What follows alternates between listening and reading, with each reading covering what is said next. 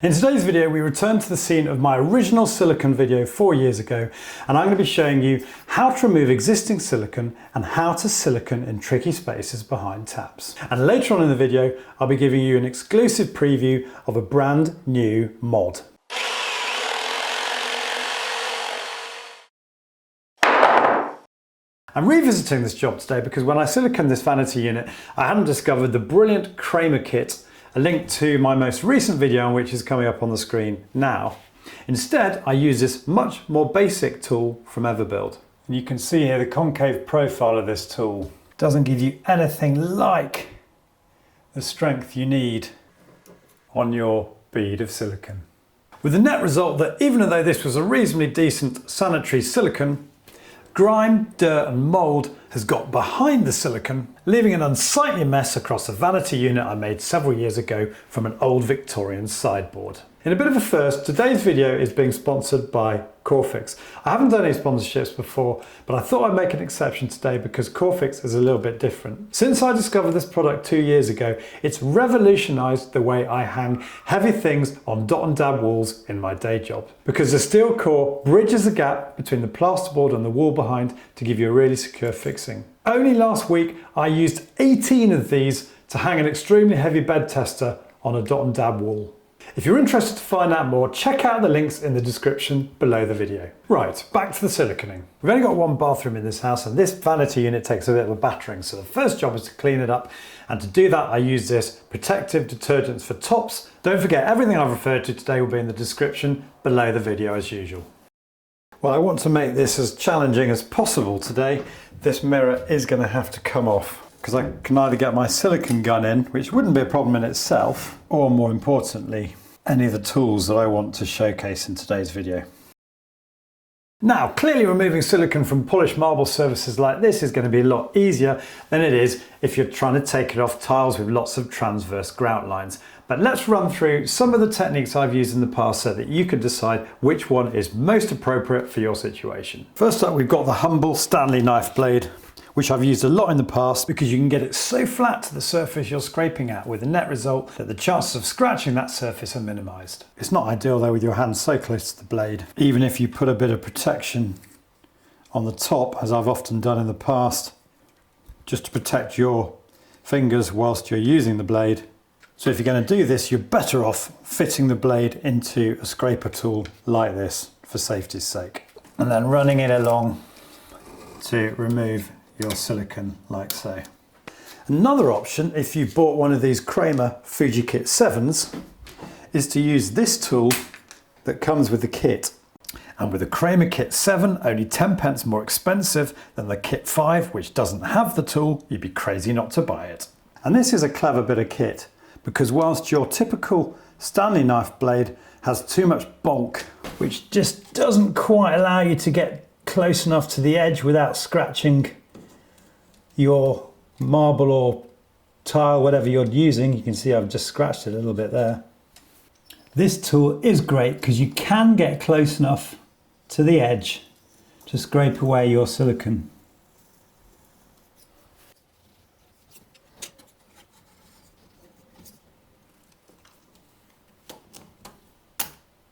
But another option which I'm particularly interested to try out today is this tool that I bought this week from Draper.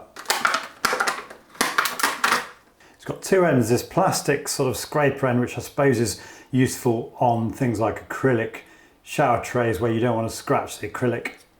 But it's also got this angled metal tool, which should, at least in theory, be pretty effective. My initial reaction is I'm quite worried about it scratching the surface because it is making that, you can hear it, slightly disconcerting gravelly noise against the marble. I mean, it's undeniably doing the job, but I'm having to be really careful not to scratch the surface. I'm afraid I won't be using this again. It just feels like you're going to scratch the surface at any given moment, and my fears with scraping it across marble are going to be amplified if you've got an acrylic bath or shower tray. So if you have an acrylic surface to remove silicone from, it makes sense to be very careful and gentle with something like this, or perhaps buy a plastic scraper, and there are a few options available online. But just bear in mind, the reviews seem to suggest that the scrapers get worn down very quickly.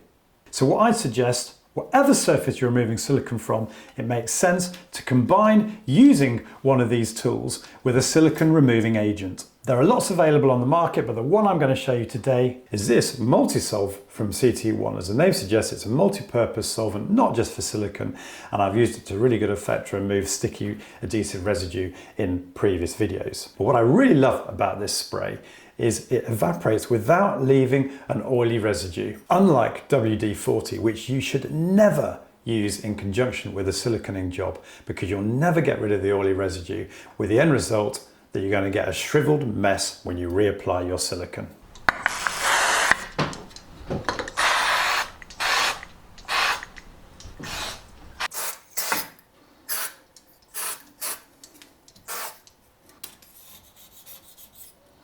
And the idea is you leave the spray on the surface for a few minutes to work its magic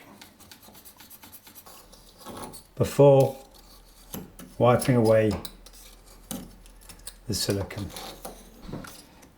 Wow, look at this. It's just taken out that whole section like it just wasn't stuck to anything. And I don't know whether you can see this, but the silicone is actually shriveling up in the corners.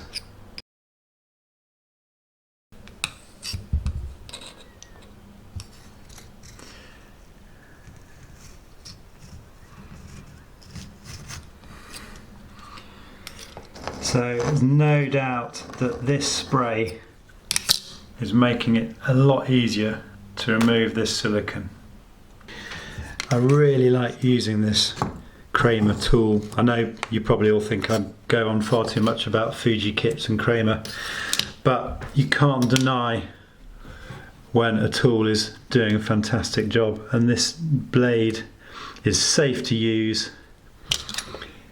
It's manoeuvrable. I can get behind this tap, which isn't the easiest space to work in.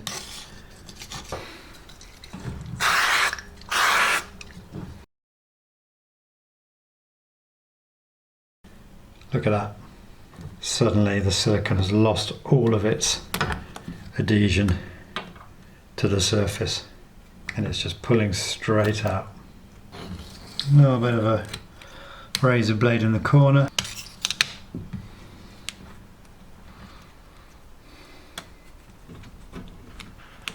So with that phase in the process complete, I'm just going to wipe down our work area to remove this disgusting residue. My wife will be like, I can't believe you showed everyone all that dirt, but the trouble was you couldn't get to it because it was behind the silicone. And I'll tell you what, that will not happen again with the reapplication we're going to do in a minute. And what we are left with here is a beautiful clean surface. I'm also just going to give this rake tool a little bit of a go as well, because there's some confusion as to what this is used for. A lot of people say it's for raking out grout, but I also find it particularly useful for getting rid of silicone residue from a joint, as you can see here. I just urge a bit of caution when using this, particularly on polished surfaces like this, to make sure you don't scratch the surface. A little bit of a wipe with a tissue. And then I'm going to give it one more blast with the Multisolve, just to make absolutely sure that there is no residue left behind that could impact on the adhesion of our new bead of silicone. Now, onto the siliconing. I previously on this vanity unit used the transparent version of this Unibond sealant.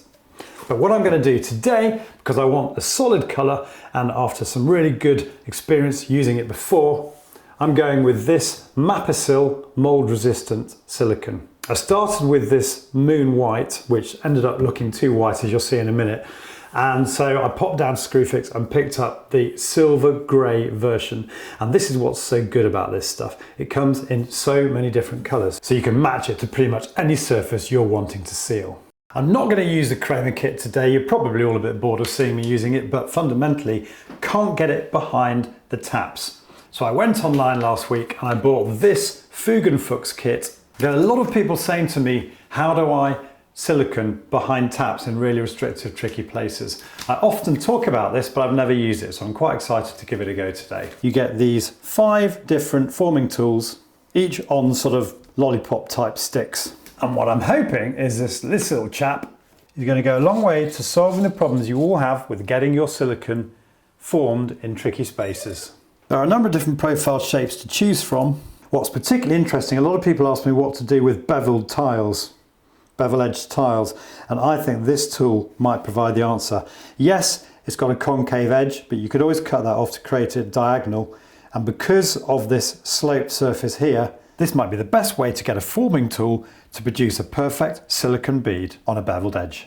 I'm going to be using this 6.5mm profile. The golden rule with siliconing is obviously to select the smallest profile you can, because that minimizes the amount of waste, because by definition the way this tool works is it scrapes along the bead of silicone, pulling away the excess silicone. You want to go with the smallest profile you can, but ensuring that you've got about at least 2mm overlapping the edge of the tile on each side. If they had a smaller profile, I'd use it, but this 6.5 is the smallest in the kit. You see it goes from 6.5 to 8.5, 10 and 12.5. If I have one criticism of this kit, it says in the instructions to wet the sealant and the tool with smoothing agent before you start using it. No, this is the golden rule of siliconing.